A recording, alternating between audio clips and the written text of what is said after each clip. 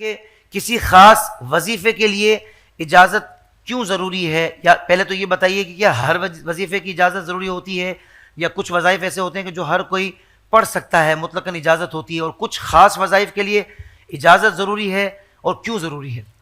نحمدہ ونصلی علی رسولہ الکریم، اما بعد فاعوذ باللہ من الشیطان الرجیم، بسم اللہ الرحمن الرحیم۔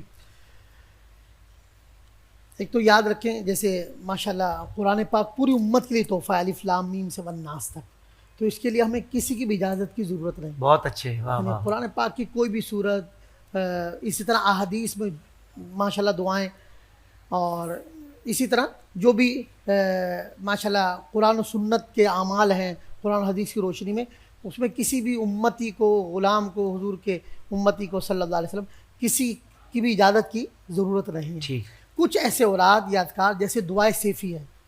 اب دعائے صوفی مولا کائنات حضرت حیدر قرار حضرت علی المرتضیٰ شیر خدا کرم اللہ وجہ الکریم سے منقول ہے دعائے سیفی۔ جی، اس کو حضور غوث اعظم شیخ عبد القادر جیلانی ہمارے مرشد غوث پاک رضی اللہ تعالیٰ عنہ پڑھا کرتے تھے، واہ واہ۔ اور کئی بڑے بڑے اکابرین میں دعائے سیفی ہے۔ اسی طرح جیسے دعائے حزب البہار ہے۔ جی۔ اب یہ کچھ اوراد اذکار ایسے ہوتے ہیں جو بزرگوں سے سینہ بہ سینہ آ رہے ہوتے ہیں، یا جس کے لیے اجازت، کیونکہ اجازت یوں رکھی جاتی ہے، کچھ اس کی شرائط ہوتے ہیں۔ بالکل ٹھیک ہے۔ جیسے اب روزہ ہے، اب اس کے شرائط بیان کیے گئے کہ آپ سحری کا ٹائم ختم ہو گیا، اب 1 سیکنڈ ختم ہونے کے بعد اگر آپ نے خدا نخواستہ پانی پی لیا تو وہ آپ کے روزے پہ سوال کھڑے ہو جائیں گے۔ اسی طرح آپ افطار سورج غروب ہونے کے بعد ہی کریں گے، اگر خدا نخواستہ آپ نے پہلے کر لیا تو اس کے لیے بھی آپ کے لیے مسئلہ بن سکتا ہے۔ تو وظائف کے لیے ضروری ہے، جو خاص وظائف ہیں جن کے لیے بزرگوں نے کہا ہے ان میں اجازت کیوں شرط ہے، اور اجازت کی برکت کیا ہے۔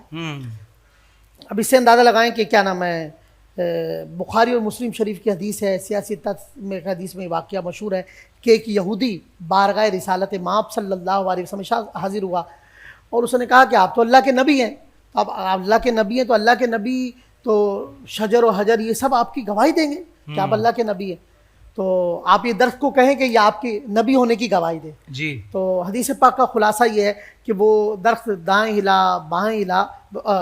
یہودی نے جب یہ سوال کیا تو حضور علیہ میرے آقا مدینے والے مصطفیٰ صلی اللہ علیہ وسلم نے ارشاد فرمایا، کیا میں کہوں یا تو جا کے کہے؟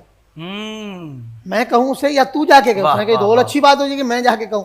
تو آپ نے ارشاد فرمایا کہ اس درخت کو جا کے کہو یہودی کو کہ تمہیں رسول عربی محمد عربی صلی اللہ علیہ وسلم بلاتے ہیں۔ سبحان اللہ۔ تو حدیث پاک کا خلاصہ مضمون یہی ہے کہ یہودی نے جا کے وہ درخت سے مخاطب ہوا، اور درخت دائیں ہلا بائیں ہلا۔ بعض میں یہ کہ اس نے حضور کی نبی ہونے کی گواہی دینا شروع کر دیا، اشہد ان لا الہ الا اللہ، اور بعد میں یہ ہے کہ درخت دائیں ہلا بائیں ہلا اور آگے کی طرف جھک گیا۔ تو یہ یہودی یہ معجزہ دیکھ کر اللہ کے حبیب صلی اللہ علیہ وسلم پر ایمان لے آیا۔ تو اس سے ایک پتہ چلا کہ درخت سے مخاطب اس وقت وہ یہودی ہوا تھا، حضور صلی اللہ علیہ وسلم براہ راست مخاطب نہیں ہوئے تھے۔ صحیح۔ تو اس کو کہتے ہیں اجازت۔ آپ نے اجازت دی یہودی کو، تو وہ کیا ہے کہ اصل تو حکم سرکار کا تھا۔ تو اس کو ہوتا ہے کہ جیسے حضور غوث پاک رضی اللہ تعالیٰ کو وظیفہ ہے تو آپ نے اپنے مرید کو، انہوں نے اپنے مرید کو، انہوں نے، اس کو کہتے ہیں برکت، یعنی نسل دا نسل آگے، یعنی سینہ با سینہ۔ جیسے شجرے میں آپ نے دیکھا ہوگا کہ ہمارا شجرہ قادریہ تاریہ ہے تو امیر علیہ السلام میں 41 پر ہے، تو اب وہ کیا وہ سند متصل ہے شجرہ طریقت۔ اسی طریقے سے مہر منیر کے اندر ایک واقعہ ہے کہ حضرت حافظ عبد الکریم صاحب، یہ عیدگاہ والوں کے دادا یا پردادا بھی ہیں، اور بڑے بزرگ تھے حافظ عبد الکریم صاحب رحمۃ اللہ علیہ، بڑا نام تھا ان کا۔